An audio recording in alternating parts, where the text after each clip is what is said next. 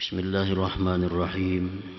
Alhamdulillahilladzi amarana bittafakkuri wal i'tibar bin nafsi wal khalqi wa ikhtilafil laili wan nahar. Asyhadu an la ilaha illallah wahdahu la syarika lahul wahidul qahhar. Wa asyhadu anna sayyidana Muhammadan abduhu wa rasuluhul mukhtar. Allahumma salli wa sallim ala nuril anwar sayyidina maulana Muhammadin tiryakil aghyar wa ala alihi wa sahbihi wa zurriyatihi wa atba'ihil abrar, amma ba'd. Yang kita hormati, kita cintai para habaib dan para ulama, para muhibbin, hadirin hadirat rahimakumullah.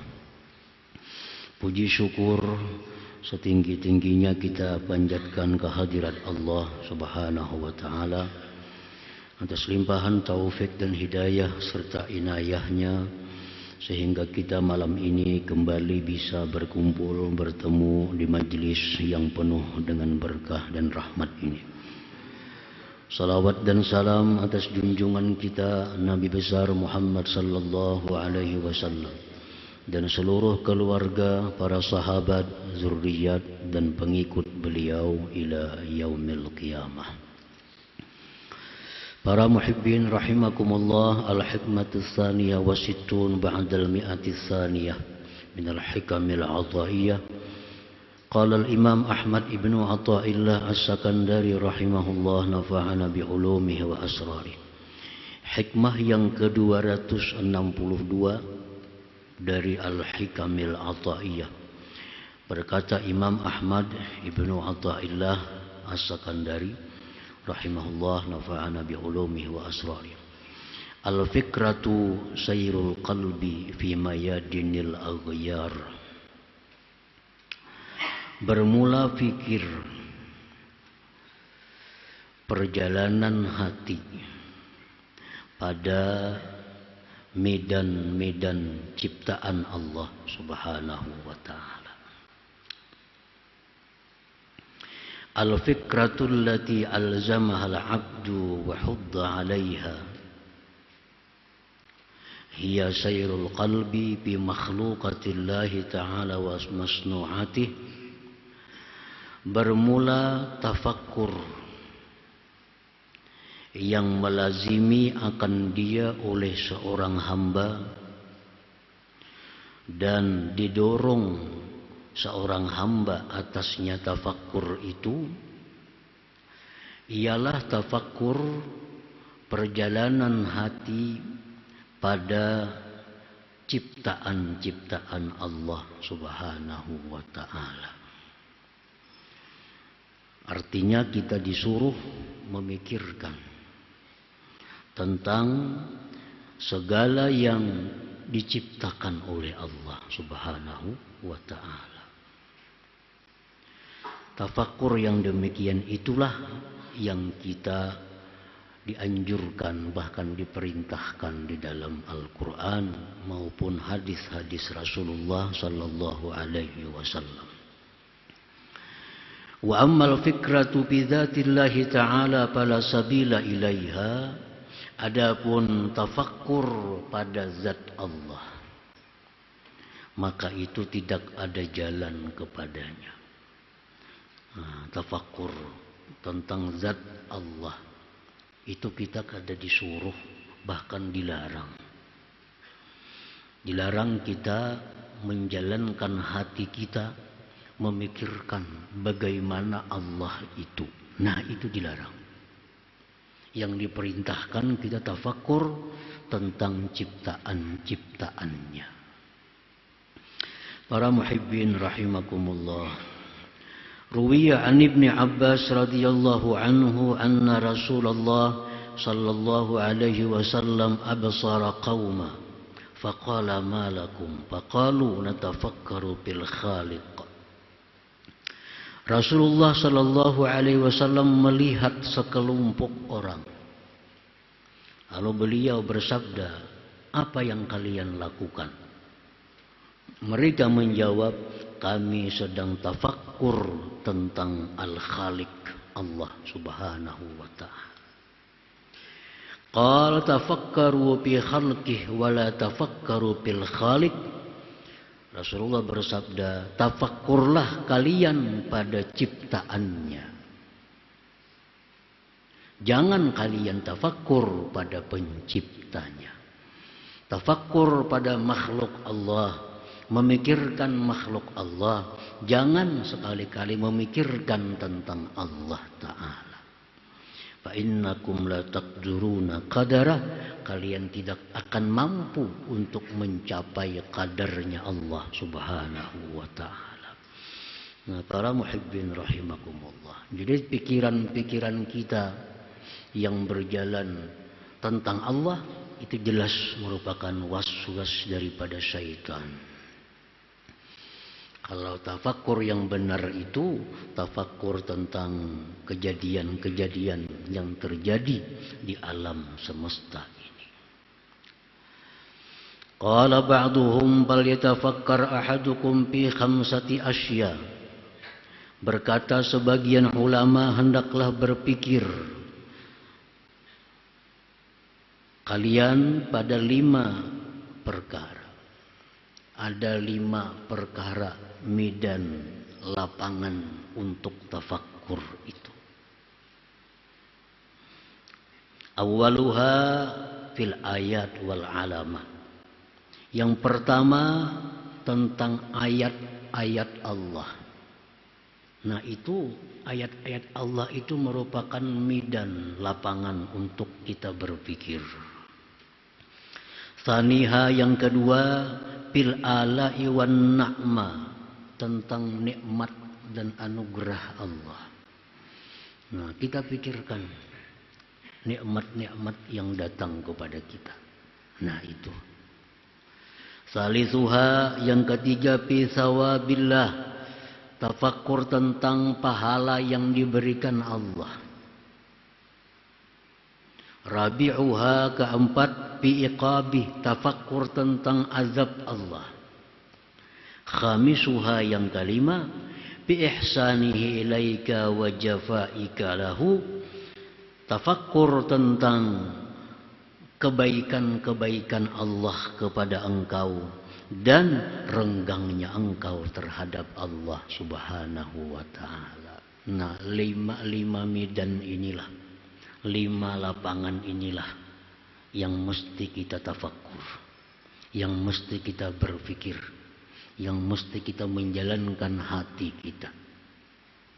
Para muhibbin rahimakumullah. Amma tafakkur fil ayat fa ayyanzura ila qudratillah ta'ala. Adapun tafakkur tentang ayat-ayat Allah, maka bahwa dia memandang tentang kekuasaan Allah. Minas samawati wal ardi, langit, bumi, wa tulu'is syamsi wa ghurubiha, terbit matahari, tenggelamnya matahari, wa ikhtilafil laili wan nahar, silih bergantinya siang dan malam. Itu contoh dari sekian banyak ayat-ayat yang menunjukkan tentang Allah Subhanahu wa ta'ala. Nah, tafakkur tentang langit. Langit itu sedemikian rupa, kada kelihatan di mana tihangnya, kada kelihatan di mana bergantungnya, dan sejak dahulu sampai hari kiamat langit tidak akan berubah. Tentu itu ada yang menjaga, tentu ada yang memelihara. Tafakkur tentang bumi, tafakkur tentang matahari, malam dan siang, kada pernah lalai. Sejak dahulu kala sampai hari kiamat, malam dan siang ini selalu berganti tepat pada waktunya. Dan itu kada mungkin terjadi sendiri tanpa ada yang mengaturnya, yaitu Allah Subhanahu wa ta'ala. Nah, tafakkur seperti itu yang kita disuruh. Tafakkur tentang manusia. Manusia makhluk yang diciptakan oleh Allah. Orang laki bini berisi anak 5. Anak pertama macam ini bentuknya. Anak yang kedua kada sama rupanya, kulitnya, tinggi rendahnya. Anak ketiga lain lagi. Anak keempat lain lagi. Anak kelima lain lagi. Padahal laki bininya sama itu aja orangnya. Tuangannya kada lain itu juga. Kenapa nang kalau warni belai lain? Nah, laki-lakinya itu juga, bininya itu juga. Kenapa pabriknya sama? Kenapa keluarnya lain-lain? Nah, itu menunjukkan kuasa Allah Subhanahu wa ta'ala. Jakaluan kita ulah wadah bingka misal. Bahannya ini, nama ulah ini, tuangannya ini, 1000 kayak itu bang sudah bingka. Tapi ini manusia bikinan Allah Subhanahu wa ta'ala. Nah, kita tafakkur yang demikian itu. Disuruh kita memikirkan yang demikian itu. At-tafakkuru fi dzalik yurithu yaqinan wa ma'rifatan. Tafakkur pada yang demikian tadi itu membuat kita tambah yakin tentang adanya Allah, tentang adanya Tuhan yang mempunyai sifat-sifat kebesaran, kekuasaan, dan itu akan membuahkan ma'rifat kita kepada Allah Subhanahu wa ta'ala. Karena kuncinya ma'rifat itu adalah tafakkur. Tafakkur. Para muhibbin rahimakumullah. Setiap kita memikirkan tentang keindahan, keajaiban makhluk Allah, itu akan mengingatkan kita kepada kehebatan kekuasaan Allah Subhanahu wa ta'ala. Menambah keyakinan kita. Wa amma tafakkuru fil ala wan na'ma kal amni was sihhati wal afiyah wa ghairiha zahira wa batina. Adapun tafakkur tentang nikmat seperti keamanan. Nah, kita ini aman. Aman kita. Menuntut ilmu aman, beribadah aman, berusaha aman. Coba orang di negeri-negeri lain. Guring ketakutan, siang ketakutan. Di sana sini peluru, ada bom. Nah, kita di sini aman. Nah, itu nikmat Allah. Wasihati sihat. Wal afiat sihat batin. Itu yang zahir. Belum lagi nikmat yang diberikan Tuhan berupa hidayah. Kita bisa sembahyang, kita bisa menuntut ilmu, kita jadi orang muslim, jadi orang yang beriman. Nikmat-nikmat ini nikmat yang sangat mahal di sisi Allah, yang Allah hanya berikan itu kepada orang-orang yang dicintai oleh Allah. Nah, dari sekian miliar manusia di dunia ini, hanya kada banyak yang diberikan nikmat iman Islam itu. Nah, yang termasuk dapat nikmat iman itu adalah kita. Dapat nikmat Islam kita. Dapat nikmat ilmu kita. Banyak orang-orang lain yang kada diberi Allah nikmat ilmu, padahal beriman, berislam, cuma kada tahu buka hati nuntut ilmu. Nah, itu mesti dipikirkan. Tafakkur tentang demikian. At-tafakkur fi dzalik yurisu syukra wal mahabbah. Berpikir kepada yang demikian itu akan membuahkan syukur kepada Allah dan cinta kepada Allah. Nah, karena hati kita ini punya tabiat mencintai orang yang berbuat baik kepada kita. Nah, jadi Allah memberikan nikmat sedemikian rupa kepada kita, yang kita kadang-kadang kada ingat minta diberi Tuhan. Padahal perlu. Nah, diberi Tuhan. Nah, itu bagian dari medan atau lapangan tafakur supaya kita bersyukur kepada Allah dan cinta kepada Allah Subhanahu wa taala. Wa amma tafakkuru fi sawabillahi ta'ala, adapun tafakkur tentang pahala Allah, kal jannati wa na'imiha, seperti surga dan kenikmatannya. Nah, surga itu sudah kada kau dibayangkan keindahannya, kenikmatannya, kemewahannya, kada pernah kita lihat di alam dunia ini. Kayak apa ranjang surga itu kada biasa kita lihat.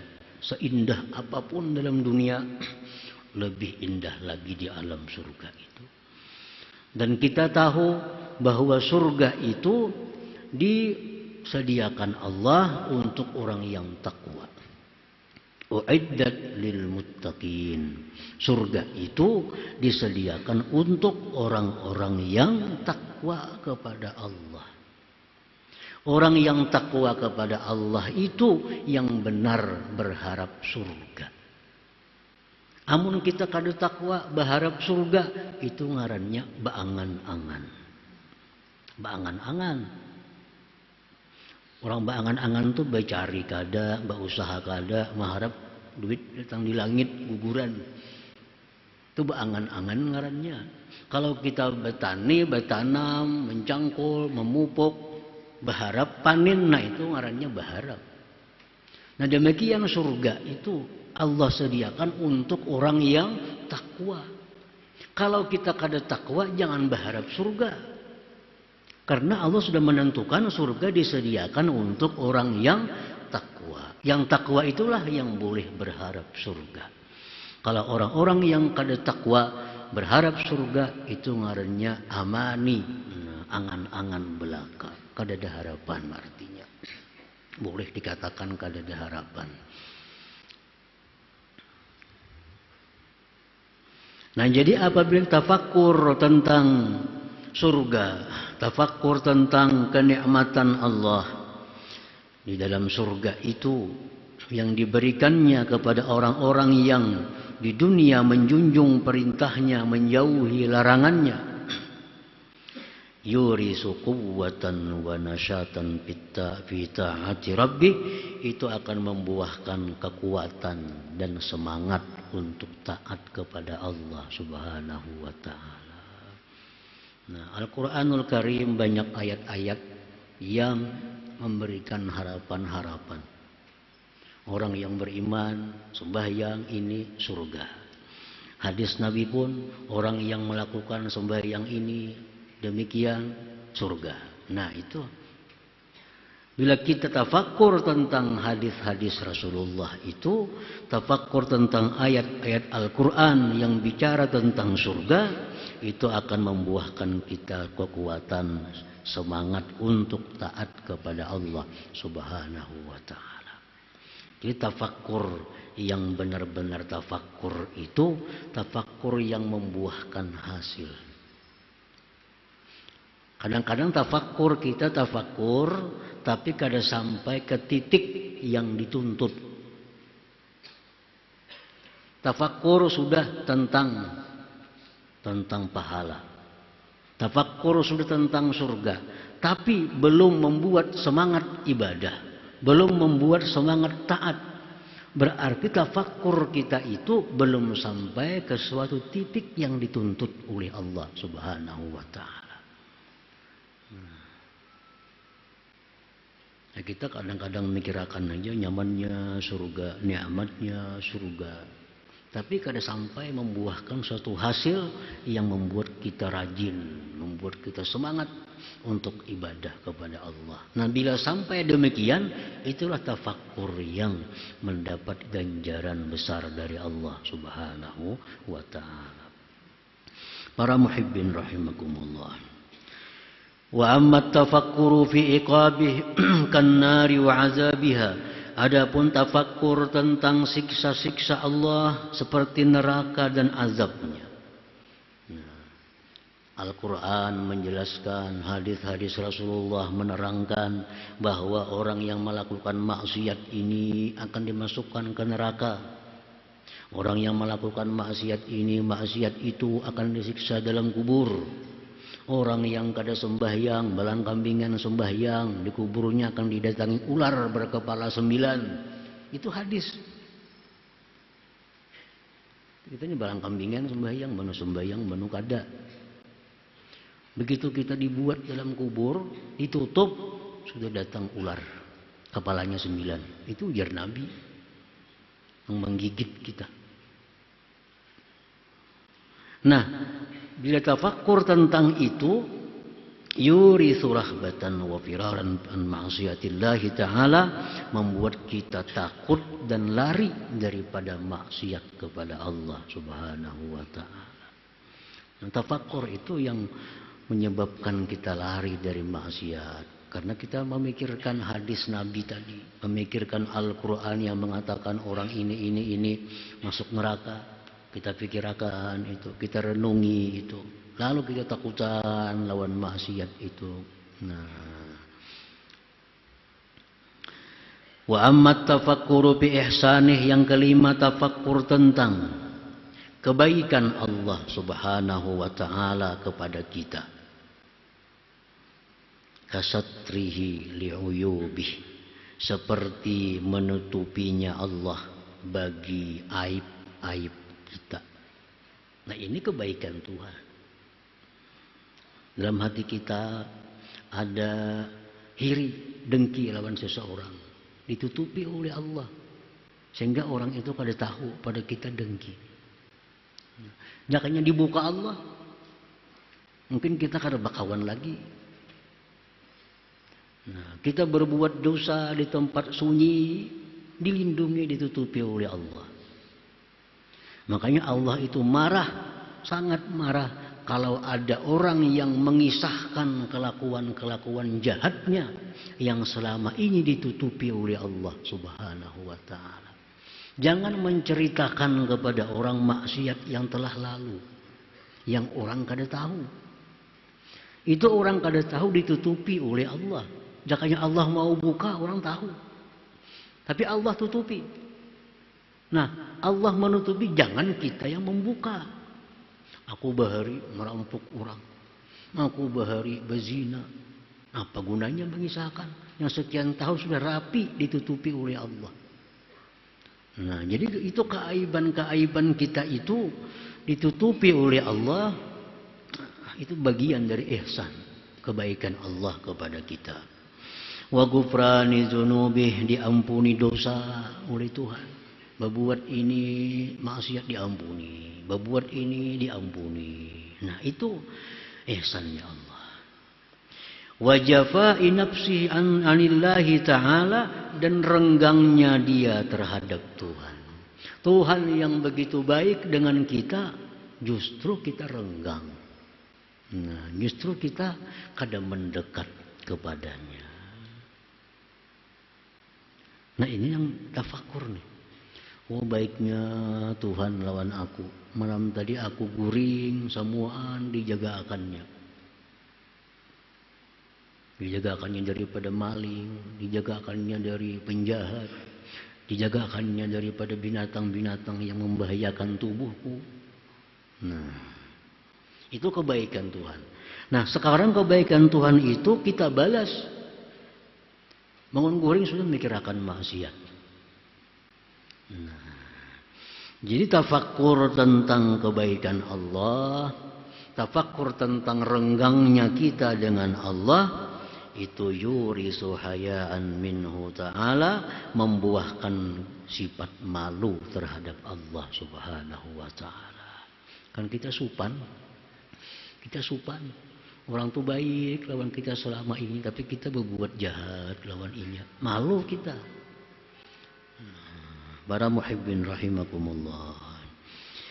Fa idza tafakkara bi hadhihi al-khamsah fa huwa min alladhina qala fihim an-nabiy sallallahu alaihi wasallam tafakkuru sa'ah khairun min ibadati sanah. Apabila seorang hamba tafakkur pada 5 perkara tadi, tafakkur tentang tanda-tanda keesaan, keadaan Allah, tafakkur tentang nikmat pemberian Allah, tafakkur tentang pahala yang diberikan kepada orang takwa, tafakkur tentang siksa kepada orang yang durhaka kepadanya, tafakkur tentang baiknya Tuhan kepada kita, renggangnya kita kepada Tuhan. Nah, orang-orang yang tafakkur dalam salah satu yang 5 itu, dia termasuk golongan yang disebutkan oleh Rasulullah Sallallahu Alaihi Wasallam, tafakkur sesaat lebih baik daripada ibadah setahun. Kita beribadah setahunan, tapi kan tidak tafakkurnya. Ibadah setahunan, tapi kan tidak tafakkur. Lebih baik tafakkur sesaat daripada ibadah setahunan tadi. Nah, jadi para ulama membagi waktu yang 24 jam ini mesti ada disediakan bagian untuk wirid tafakkur ini. Baik pagi ataupun petang, ada sesaat lah kita tafakkur. Tafakkur yang mana? Silahkan antara 5 itu. Baik tafakkur nikmatnya, tafakkur dan lain-lain. Asal jangan tafakkur pada zat Allah. Kayak apalah Allah itu di mana diamnya? Nah, itu tafakkur yang salah. Kayak apa Allah itu bisa tahu orang-orang di sana sini? Kayak apa Allah tahu lawan isi hati kita? Nah, tafakkur yang membawa kepada kesesatan akhirnya.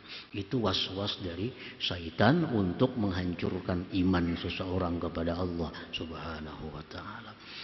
Nah, para muhibbin rahimakumullah, kemudian hikmah yang ke-263 insyaallah taala. La hadratin Nabi sallallahu alaihi wasallam al-Fatihah. إياك نعبد وإياك نستعين اهدنا الصراط المستقيم صراط الذين أنعمت عليهم غير المغضوب عليهم. يا الله بها يا الله بها يا الله بحسن الخاتمة يا الله بها يا الله بها يا الله بحسن الخاتمة يا الله بها يا الله بها يا الله بحسن الخاتمة يا أيها الرجل منه شفاعة صلوا عليه وسلموا تسليما اللهم صل وسلم وبارك عليه.